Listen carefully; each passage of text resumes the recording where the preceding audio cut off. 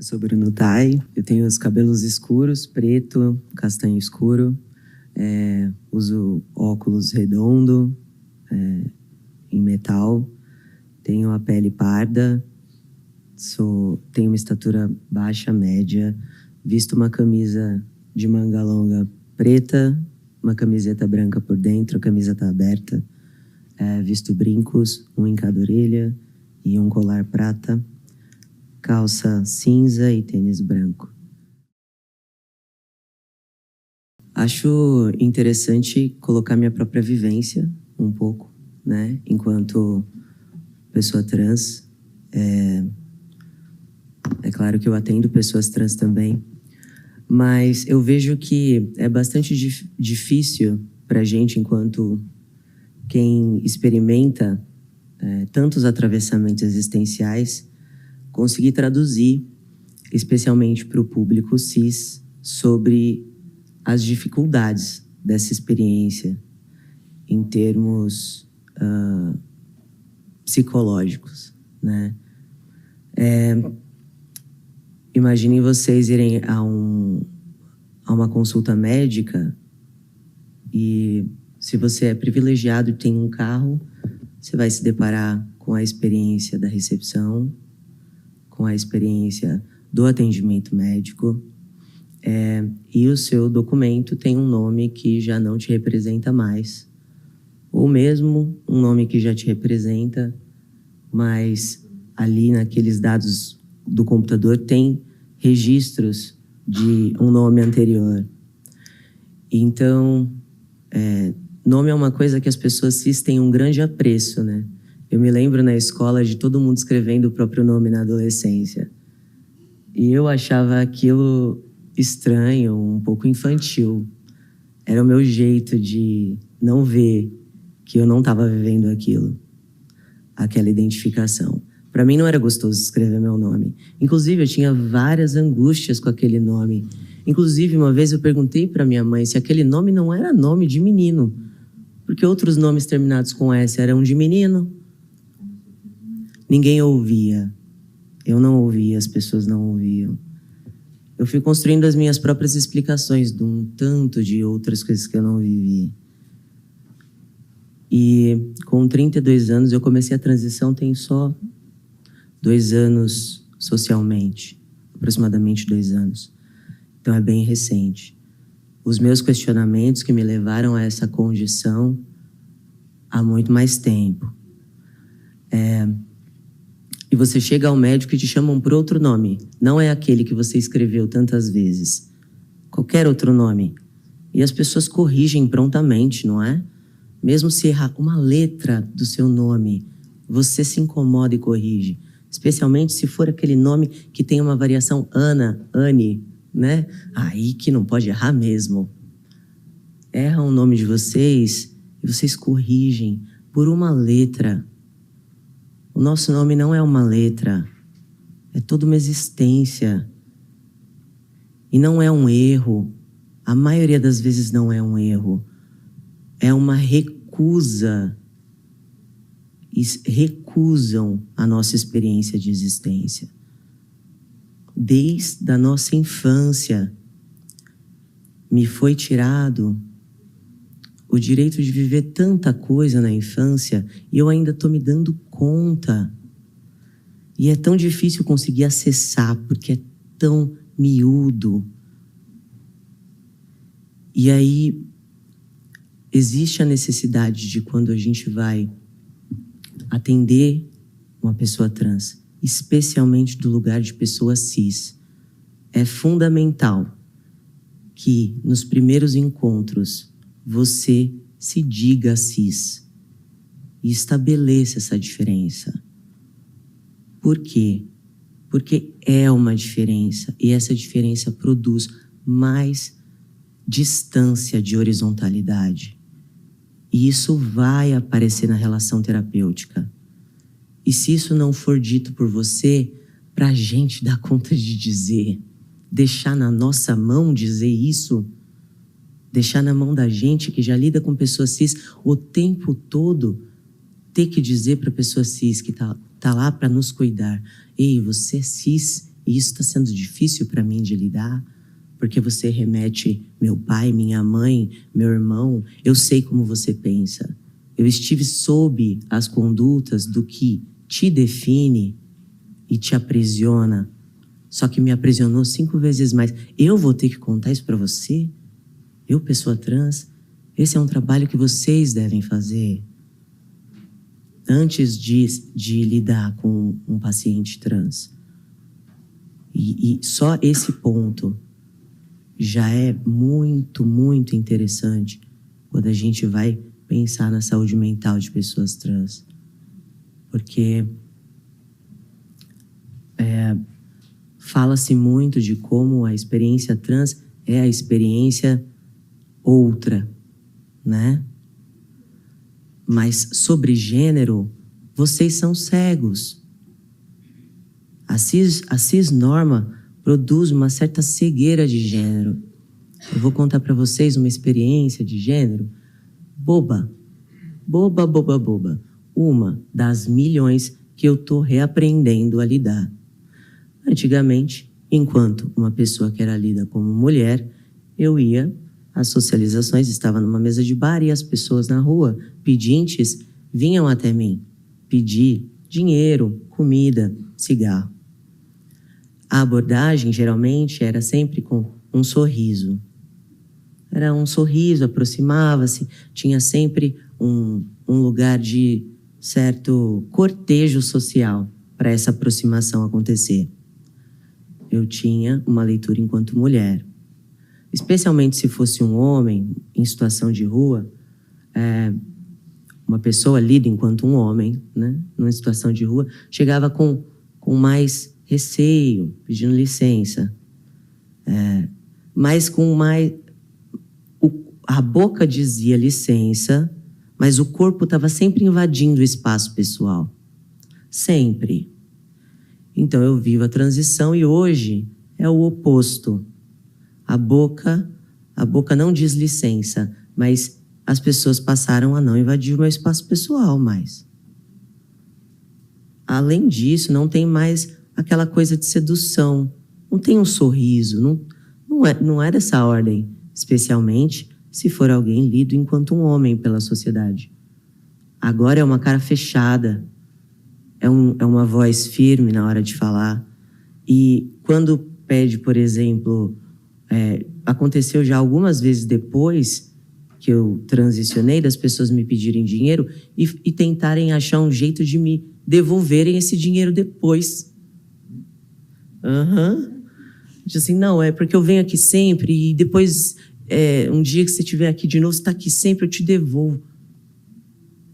Então, é outra coisa. Fora os gestos são de outra ordem. Eu não sei, eu ainda estou aprendendo.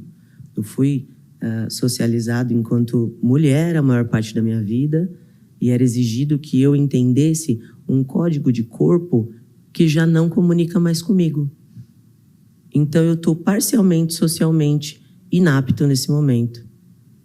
Estou vivendo um processo de adolescência aos 35 anos de idade, que é compreender códigos sociais da ordem de que ninguém fala sobre essas coisas. Vocês imaginam o que é gênero? O que é? O que é isso que define se você vai falar com uma pessoa de um jeito ou de outro? Quem é que está realmente se mostrando? Se o nosso comportamento, tanto na direção de um outro, quanto na nossa própria vestimenta, é definido por uma norma, por uma cisnorma, quem somos nós? Como a gente se relaciona? Como é que vocês confiam nisso? Como vocês confiam nisso? A gente que é obrigado a questionar a cisnorma porque a gente não cabe, e se a gente continuar tentando caber, a gente vai morrer. A gente é obrigado. Pra gente, não é uma questão de coragem. É uma questão de escolher a própria vida. Se a gente não escolhe isso, a gente sucumbe numa morte subjetiva que pode levar à experiência de morte concreta. Seja no suicídio, seja no assassinato, seja na experimentação de perigo que nos leve à morte. Para nós, não é coragem. Não temos escolha. E é importante falar sobre como vocês precisam exercitar coragem. Porque a cisnorma também aprisiona vocês. O que é ser mulher? O que é ser homem? Para que ser mulher? Para que ser homem? Essas perguntas vocês devem se fazer, especialmente quem é terapeuta e atende pessoas trans. Porque isso vai dar condição de lapidar uma escuta, acompanhar melhor a escuta. E também vai dar condição de compreender melhor as armadilhas sociais de gênero. Então vocês imaginam o que é uma pessoa trans que está com um óculos que deixa as armadilhas sociais de gênero gigantescas.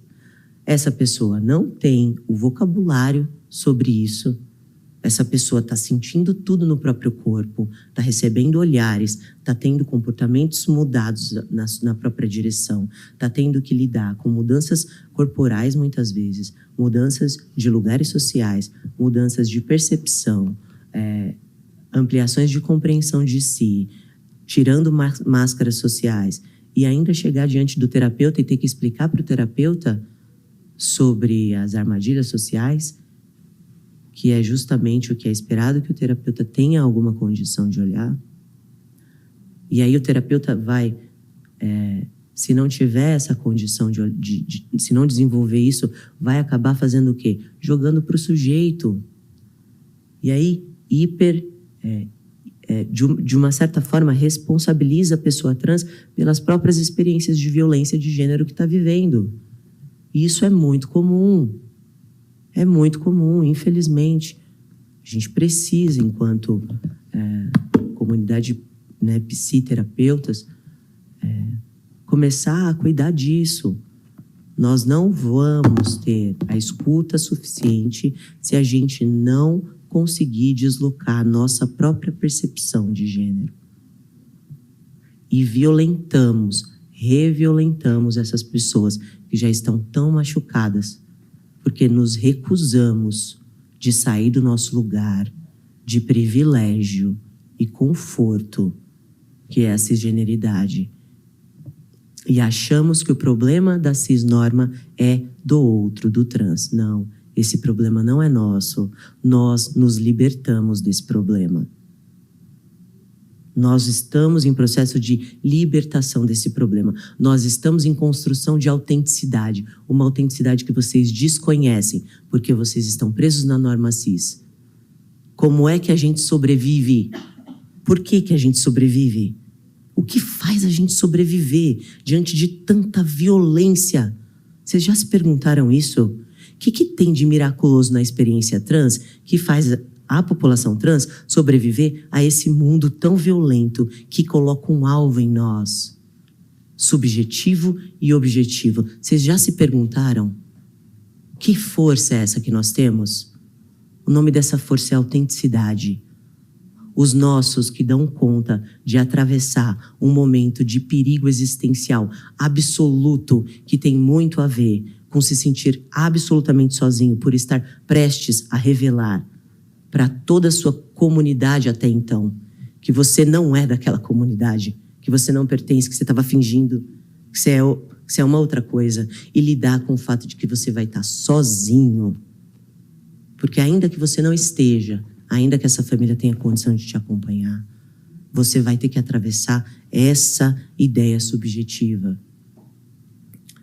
Então, nós sobrevivemos porque nós ganhamos a autenticidade. Vocês, enquanto população cis, olha para isso e fala: o problema da cisnorma é deles. Não, o problema da cisnorma é de vocês. Vocês estão aprisionados. A gente se junta e, sinceramente, a gente ri. A gente ri, porque a gente, temos aí o espectro, como foi falado na última palestra, a gente se identifica em diferentes lugares Mas a gente atravessou. A gente atravessou a norma. Então a gente se identifica dos diferentes lugares, mas esse lugar, a gente sabe que ele pode mexer. A gente sabe. Porque se a gente conseguiu chegar até lá, vivo, com condição de fazer esse processo diante do olho de quem condena isso, é porque a gente ganhou estrutura interna para fazer essa mobilização. Vocês poderiam olhar para isso como inspirador. Mas a norma tapa os olhos de vocês. Mas a experiência trans, ela não é adoecimento. Nós adoecemos porque essa experiência não pode ser celebrada. Nós adoecemos porque essa experiência não é legitimada. Então eu convido vocês para essa angústia. Eu provoco vocês para saírem desse lugar. Porque num simpósio sobre a nossa saúde, ninguém ainda tinha falado isso. E é difícil falar isso. Eu sou psicólogo, eu atendo pessoas trans, eu ensaiei muito para dar conta de falar isso. Eu tô extremamente nervoso. Eu tô falando contra a norma, a favor dos meus. Eu tô me colocando em extrema vulnerabilidade aqui. E eu só tenho condição de fazer isso porque essa fala não é só em meu nome e porque eu estudo isso. Muitos dos meus não chegariam a isso. Porque por mais que estejam no processo de quebra com a cisnorma, não tem isso como campo de estudo. Então, cabe a mim falar. E cabe a mim provocá-los. E tirar esse lugar de conforto. E eu não faço isso para o bem dos meus. Eu faço isso em proteção aos meus. Mas eu tenho condição de fazer isso mesmo. Porque é um enfrentamento que é para o bem de vocês. Para a maior autenticidade de vocês. Da população cis. Vocês precisam de autenticidade. Com pessoas cis como você, que a gente quer diálogo. Nossa, Quando obrigado. eu faço essa provocação, é dessa ordem. Sim. É óbvio que seria infundado propor que só pessoas trans se atendessem. Seria infundado. Mas as pessoas cis que escolherem trabalhar conosco têm que ter autenticidade, têm que saber de onde fala, tem que se entender enquanto outro, tem que ter condição de sustentar esse desconforto.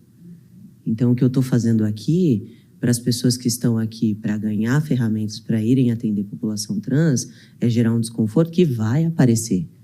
Aparece. Vai aparecer. Aparece um E atendimento. aí, a gente já está lidando com esse desconforto em diferentes cenas. Em diferentes cenas. Eu lido com esse desconforto o tempo inteiro.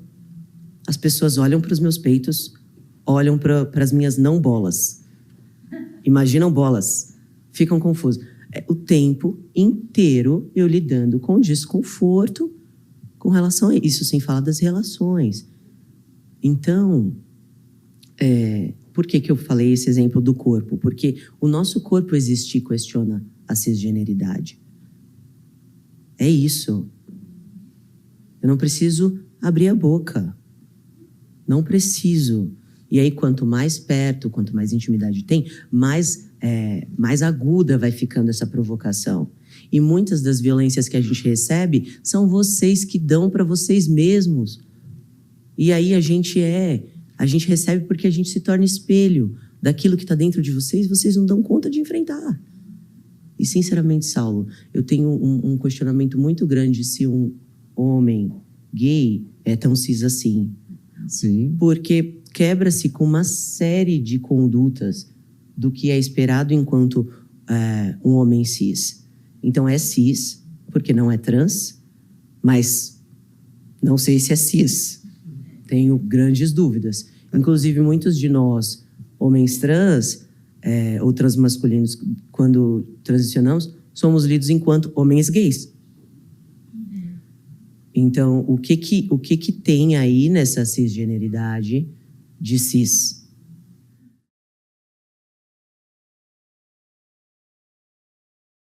A gente vive muito mais violência. Sim.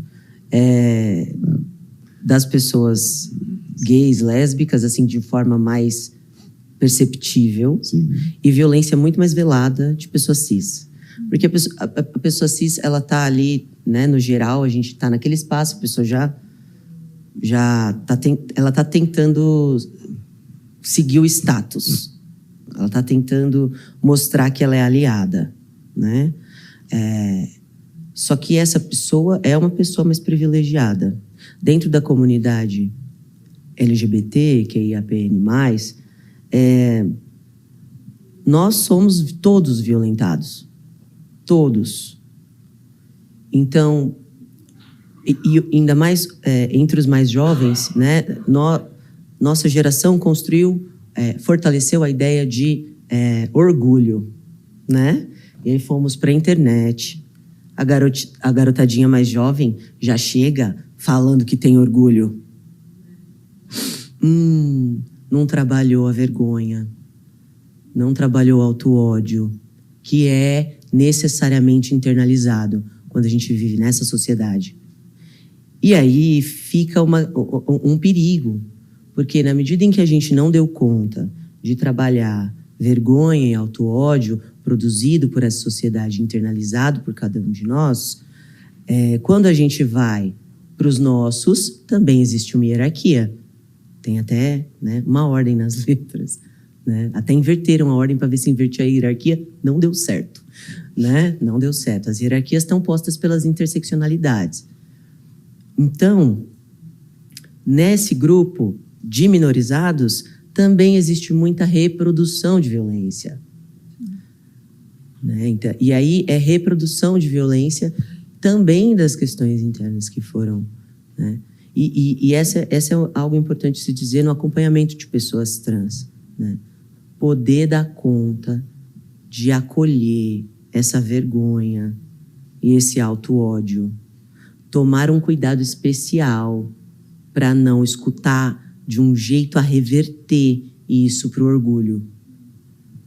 Porque, como de um lugar de pessoa cis, existem vergonhas e desajustes de gênero. Por isso que eu convido para olhar para esses lugares. Né? E aí, diante de uma pessoa que tem um desajuste ainda maior, né, existe uma certa tendência a ter uma escuta reduzida para essa experiência. E como o discurso do orgulho está presente também entre nossos aliados, que eu imagino que são vocês por estarem aqui, ali, nesse jogo, existe uma grande cilada. De não sustentar essa escuta por tempo suficiente, de não conseguir deixar essa expressão afetiva acontecer. É lógico que essa expressão afetiva, ela precisa ser cuidada, né, para não entrar num abismo, né, de autodepreciação.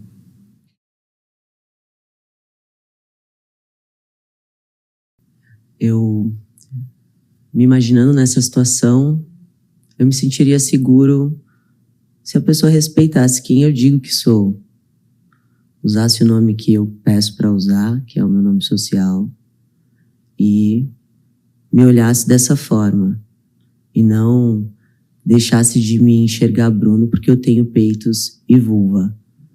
Eu sou o Bruno com peitos e vulva.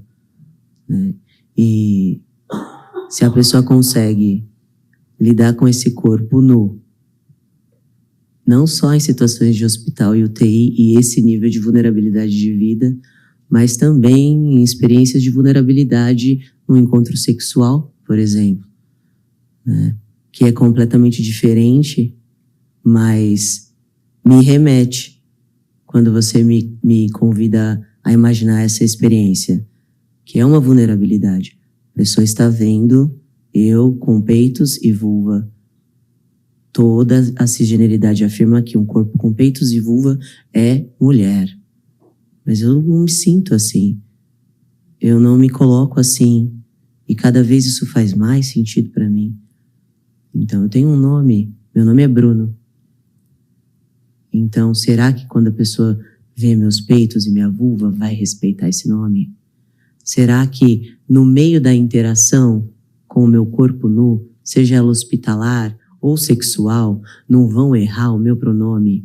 E pior, na hora que eu penso sobre isso, eu penso, vão errar e eu vou entender. Porque parte de mim concorda que esse corpo é de mulher. E aí me violenta. Me violenta ainda mais. E a parte de mim que concorda é uma parte capturada pelas lógicas dessa sociedade. Então é simples. Por isso que não tinha como eu vir aqui falar de outra coisa senão sobre o questionar da cisgeneridade. A gente está questionando porque a gente não tem escolha. Mas vocês deveriam questionar, porque estamos em coletivo. E se me aprisiona, aprisiona vocês mais ainda. Eu já estou me libertando, né? É simples, mas é difícil.